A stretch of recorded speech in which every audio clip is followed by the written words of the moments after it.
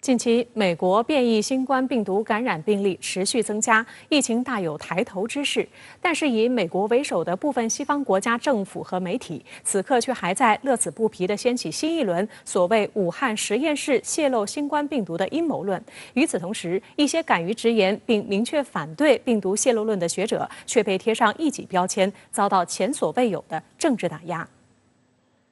早在去年3月，就有27名国际病毒学家在国际权威医学杂志《柳叶刀》发表联合声明，强烈谴责暗示新冠病毒非自然起源的阴谋论。但遗憾的是，在美国等西方国家政客和媒体的不断操弄下，这些敢于说真话的学者接连被媒体爆出，正遭到前所未有的政治打压和毫无道理的人身攻击，甚至包括收到匿名恐吓信，不得不删除社交媒体账号等。首当其冲成为风暴中的人物，就是美国国家过敏症和传染病研究所所长安东尼·福奇。疫情爆发初期，他就曾在接受媒体采访时反对病毒人造、武汉实验室泄露等论调。然而，在新一轮病毒溯源调查的背景下，福奇在重压和种种攻击之下，立场出现摇摆。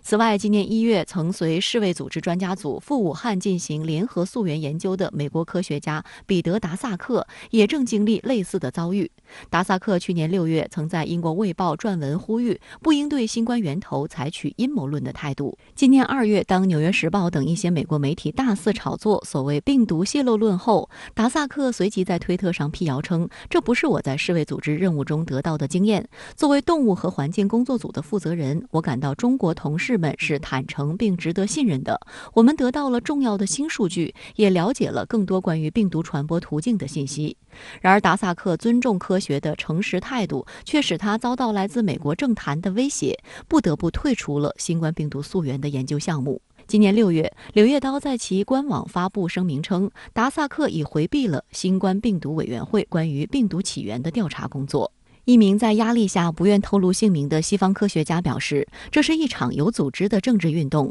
任何参与溯源工作的科学家只要不同意实验室泄露的论调，就会遭到攻击。目前这一现象主要发生在美国、欧洲、澳大利亚的右翼群体中。在澳大利亚，也有科学家因为说实话而遭到政府调查与极端分子网络攻击，甚至是死亡威胁。去年4月，悉尼大学传染病与生物安全研究所教授爱德华·霍尔姆斯曾在该大学官网上发布声明称，没有证据表明新冠病毒起源于武汉的实验室。随后，他还多次发表专业解读，却为其带来不少麻烦。据知情人士透露，他后来经常遭到澳大利亚政府的调查，收到多封装有真实子弹的匿名恐吓信，威胁其若继续发表类似观点，将受到更大打击。目前，爱德华因压力过大，正接受心理治疗，已无法进行正常科研工作。就在澳大利亚本国科学家因发出正义声音而遭到打击报复之时，其国内媒体还在不遗余力地对中国进行抹黑。日前，澳大利亚人报发表文章称，中国在2011年、2016年向禁止生物武器公约审议大会提交的官方文件中，讨论了人工合成病毒、将病毒作为基因武器并实施隐蔽攻击等理论，还提到实验室人工合成病毒如操作失误，将给人类造成巨大威胁。对此，中国外交部发言人赵立坚在周2的例行记者会上表示，报道中所说的文件是中方向禁止生物武器公约审议大会提交的关于生物科技发展的报告。报告介绍全球生物科技发展情况，许多研究其实是美国开展的，包括美国科学家人工合成病原体等情况。事实上，美国一直是全球此类研究最大的实施者和资助方，例如报道中提到的北卡罗来纳大学。澳大利亚人报的报道企图借此炒作新冠病毒阴谋论，非常可笑。我愿再次强调，溯源是一个严肃的科学问题。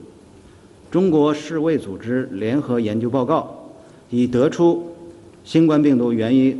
实验室泄露极不可能的明确结论。根据世卫大会决议要求，按照溯源联合研究报告得出的结论和建议，在更广范围内开展更深入细致的科学研究与合作，才是正确方向。针对部分美国政客及媒体捏造的新冠病毒系实验室泄露一说，近日新华社制作的一期短视频节目火爆全网。 Where this lab leak theory came from? Wait, is it from the American movies, such as The Hot Zone, Resident Evil, Rise of the Planet of the Apes? The movies can fully explain the reason why some U.S. politicians incline to think of a lab incident whenever there's a virus. They watch too many movies. Or is it possible that the United States cooked up this hypothesis due to its own secret experience of previous lab leak incidents? 主持人凭借秀丽开朗的气质和幽默风趣的表达，不仅俘获了大批国际铁粉，还以强有力的逻辑与例证对美国西方政客叫嚣的实验室泄露论给予反驳。许多海外网友点赞道，该视频堪称对阴谋论的完美回应。更有海外网友评论猜测，与其以受电影影响这样的愚蠢借口当幌子，不如说是实验室泄露或许就发生在美国，而美国政府如今就在急着找替罪羊。此外，该视频还指出了，在今年6月15号，美国国立卫生研究院的一项最新研究就已显示，新冠病毒早在2019年12月就已在美国出现。然而，对于这样的研究，渲染病毒实验室泄露论的美国政客和媒体却避而不谈。赵立坚在周二的记者会上指出，加强实验室安全一直是全球生物安全治理的重点议题，而美国恰恰是全球生物实验室最多、最不透明的国家，也是唯一反对建立多边生物核查机制的国家。中方再次呼吁，美方应本着负责任的态度，认真回应国际社会关切，对德特里克堡等境内外实验室的活动作出澄清，并开放接受核查。